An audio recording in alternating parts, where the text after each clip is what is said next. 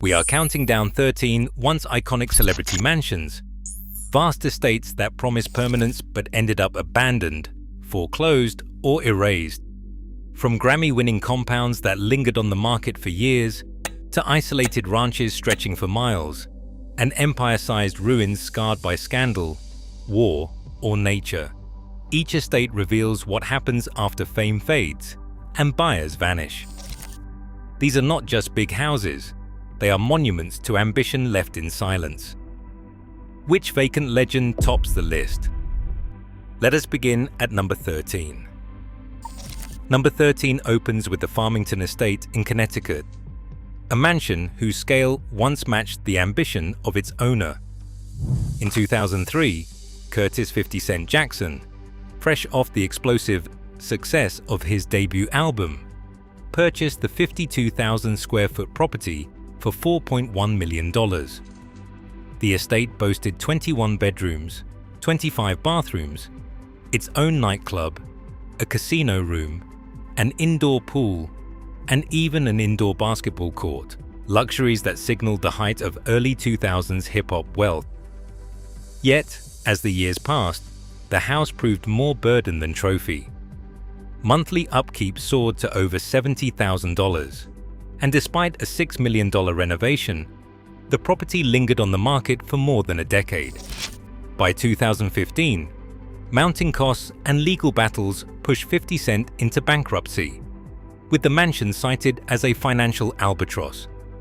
For years, the estate sat largely unused, its vast halls silent, until finally selling in 2019 for just $2.9 million, a fraction of its original asking price. Here, ambition outpaced necessity, and the mansion became a monument to excess left behind. Kanye West assembled not one, but two sprawling ranches in Wyoming at the height of his creative and business empire.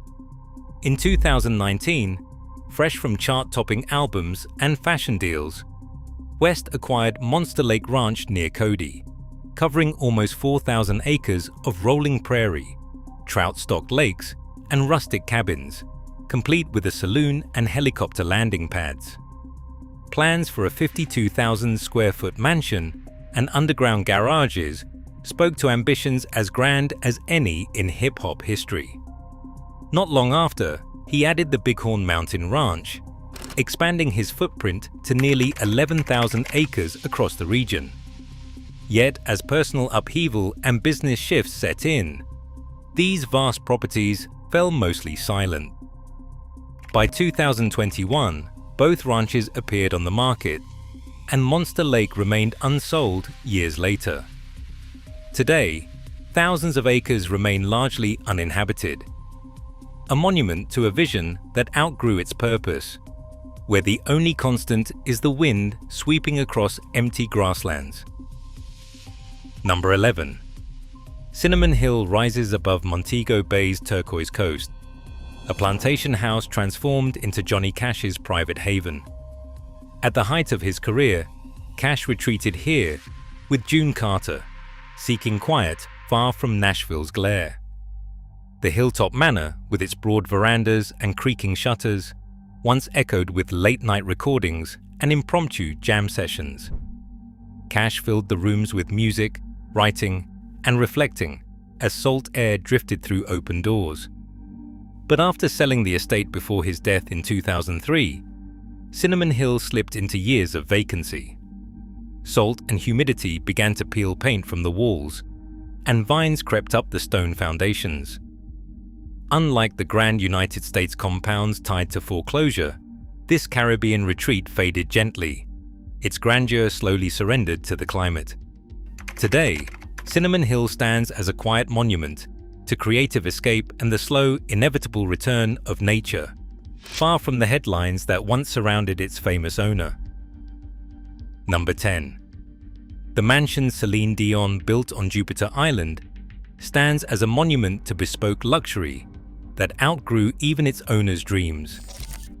At the peak of her international stardom, Dion commissioned this oceanfront estate in 2010, pouring more than $20 million into a property that would defy all conventions of Florida real estate. The centerpiece was a private water park, complete with a lazy river, twisting slides, and a series of interconnected pools, designed not for a resort, but for the exclusive use of Dion's family and guests. Spanning over 10,000 square feet, the main house featured floor-to-ceiling glass, vast terraces, and panoramic Atlantic views, while guest pavilions and a beach house dotted the grounds. Yet the very features that set the estate apart became obstacles when Dion placed it on the market. The water park, once a symbol of boundless imagination, brought steep insurance premiums and maintenance headaches, narrowing the pool of potential buyers. Despite an initial listing at $38 million, the price tumbled by over a third, lingering for years before finally selling in 2017 for just $25 million. Here, engineered extravagance collided with practical reality, leaving a house designed for spectacle waiting in silence for its next chapter.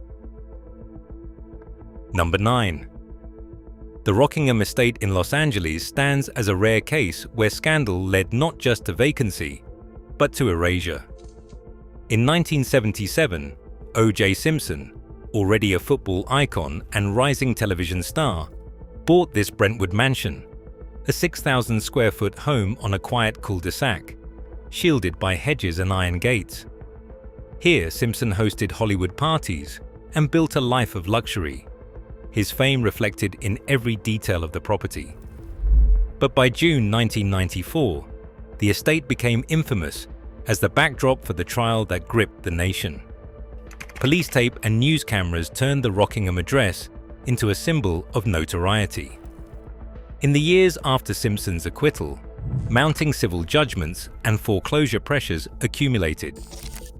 By 1997, liens from the Goldman and Brown families marked the property deed, and the gates remained closed for good. In 1998, new owners filed for demolition permits, erasing the house from the landscape. In its place rose a modern home, the last trace of Simpson's legacy on Rockingham wiped away. The mansion's fate escalates beyond silence, its very foundations removed, as if the past could be erased with a bulldozer. 8th place belongs to a property that seems almost engineered for legend, Shaquille O'Neal's former mansion on Miami Beach's Star Island. Built in 1996, this estate stretches over 31,000 square feet, with ceilings high enough to accommodate the man himself and a guest list that once included BA royalty. The home's features read like a catalogue of excess: an indoor basketball court, a 17-car garage, and sweeping views over Biscayne Bay. At the height of his career, Shaquille O'Neal's presence made the mansion a symbol of athletic dominance and South Florida luxury. Yet even prime waterfront can become a burden when the numbers grow this large. For years, the property lingered on the market, its price tag dropping from $35 million to under $22 million, as buyers hesitated at the scale and the 7-figure annual tax and insurance bills. Flood insurance alone ran high, and maintenance on a house this size quickly outpaced most fortunes. Despite its location among Miami's most exclusive addresses, the mansion sat in limbo, its cavernous halls echoing with silence, until a buyer finally emerged in 2021. Here, grandeur itself became the obstacle, and the mansion's long vacancy points to a growing fatigue in the luxury market, where even the brightest stars can cast shadows that last long after they have moved on. Number 7. The Olympia Fields Mansion outside Chicago once stood as both a fortress and a studio for R. Kelly. At the height of his musical influence, in the early 2000s, Kelly's success filled this 14,000 square foot property with the trappings of a self-made empire, a custom recording studio, an indoor pool, and a labyrinth of themed rooms designed for privacy and creative control. The estate's imposing gates and security booth signaled the high walls built around a superstar's world. But as legal troubles mounted and criminal allegations took center stage, the mansion shifted from a symbol of achievement to a site of stigma. By 2013, unpaid mortgage bills and mounting tax debts forced the property into foreclosure. The auction drew no bidders, leaving the house in limbo, its once buzzing studio silent, and its interiors steadily deteriorating behind locked doors. Where platinum records once lined the halls, now only echoes remain. The palace was transformed by scandal into a pariah property, its fate sealed more by infamy than by market forces. Number 6. The LaLaurie Mansion in New Orleans stands at the crossroads of American folklore and celebrity overreach. In 2007, Nicolas Cage, then riding a wave of blockbuster roles and Oscar acclaim, purchased the infamous 1830s townhouse for $3.45 million. The mansion's reputation as one of the most haunted sites in the French Quarter had made it a fixture of local legend. Its ornate ironwork and weathered brick concealing stories of cruelty and unrest. For Cage, the house was both a trophy and a conversation piece, a symbol of eccentric taste at the peak of his earning power. But within 2 years, the weight of unpaid taxes and mounting IRS liens caught up with him. By 2009, the city had foreclosed on the property, and the mansion's gates were locked to the public. Parish records show a string of preservation board interventions as the historic site sat vacant, its fate debated by city officials and ghost tour operators alike.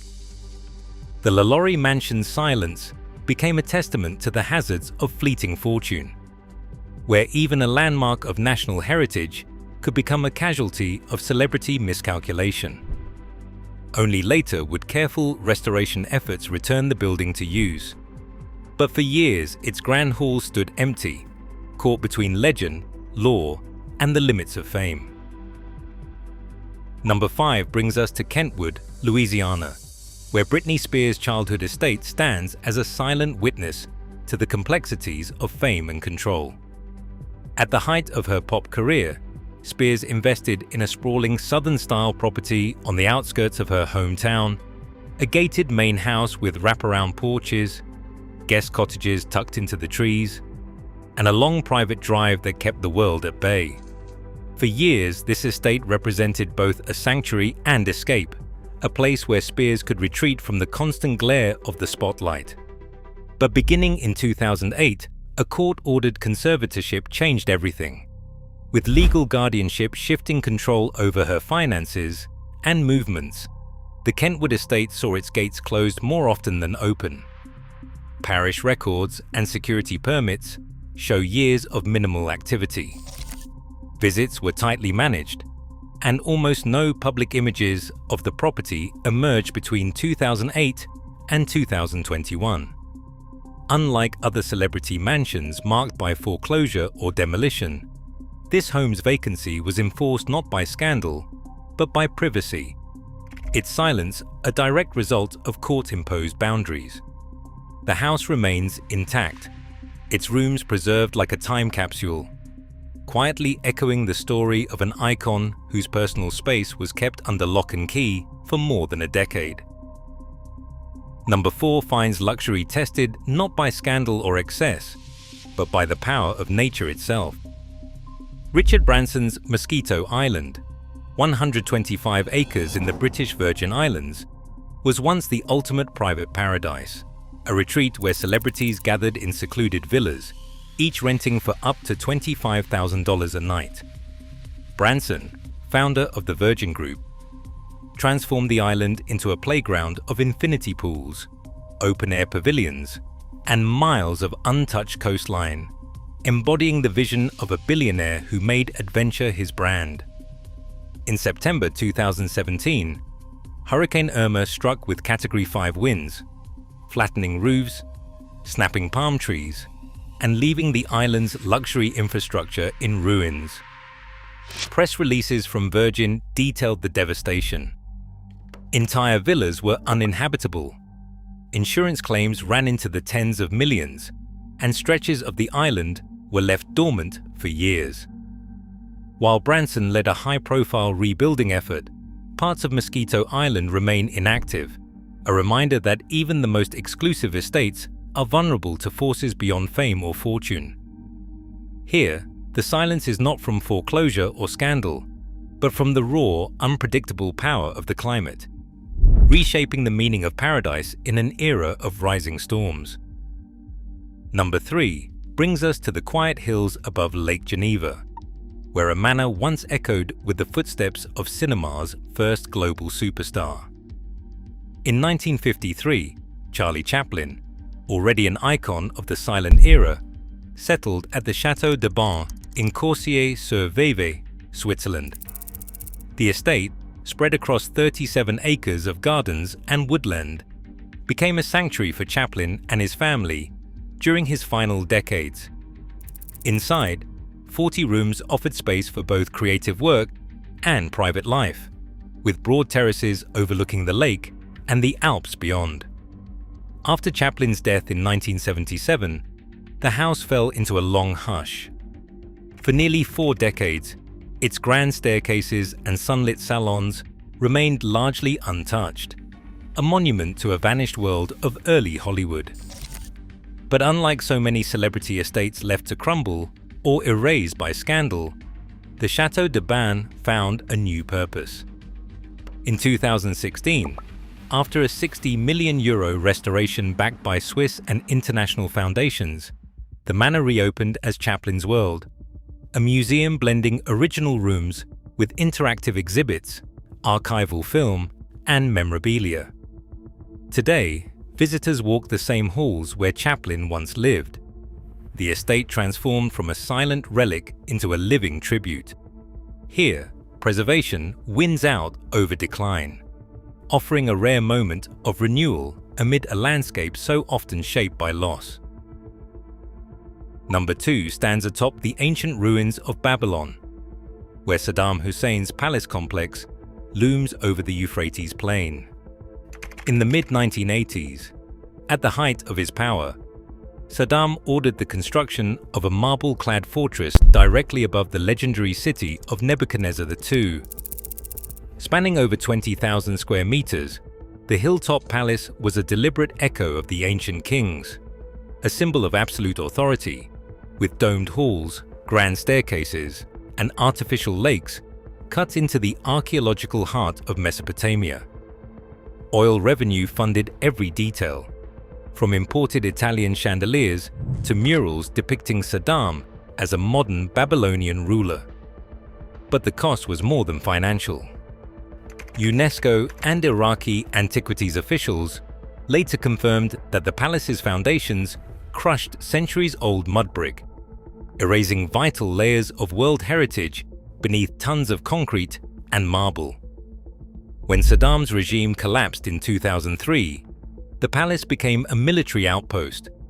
Coalition troops carved graffiti into its walls, stationed armored vehicles atop the ancient processional way, and left deep scars in both the marble and the ruins below. Looters stripped fixtures, and years of neglect followed. Today, the complex is a shell, its domes cracked, rebar exposed, and walls pockmarked by war. Iraqi authorities debate whether to demolish the palace or preserve it as a warning. The site remains partially guarded, visited by a trickle of tourists, but the grandeur has faded. Here, the weight of dictatorship and conflict is written in crumbling stone, a monument to hubris built atop the cradle of civilization, now left to erode in the shadow of history.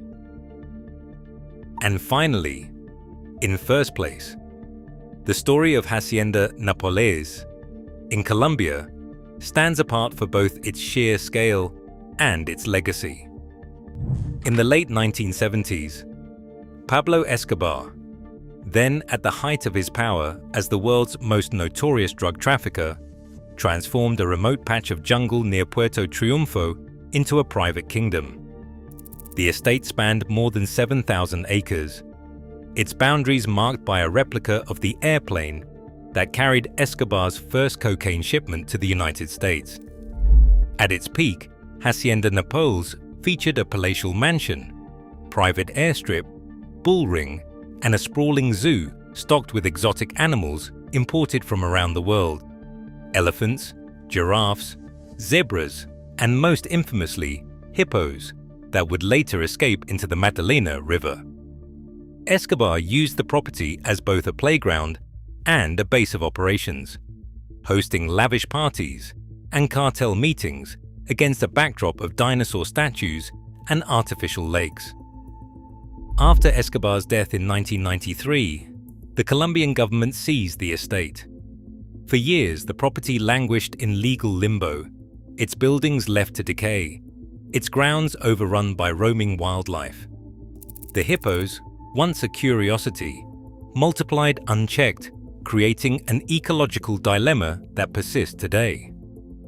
In 2007, part of the estate reopened as a theme park under a long-term lease, with remnants of Escobar's empire, including ruined walls, faded statues, and the original mansion, serving as uneasy attractions.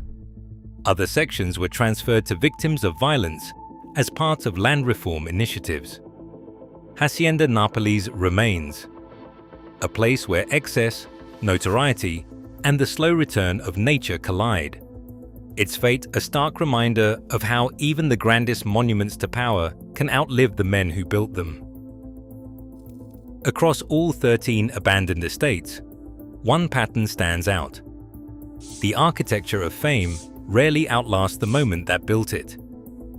These mansions, once emblems of celebrity power, now sit empty, lost to foreclosure, scandal, or erasure. Their silence reveals how quickly cultural dominance can vanish, leaving only traces behind. Even the grandest monuments to success are no match for the passage of time. Which story lingered with you? Let us know below.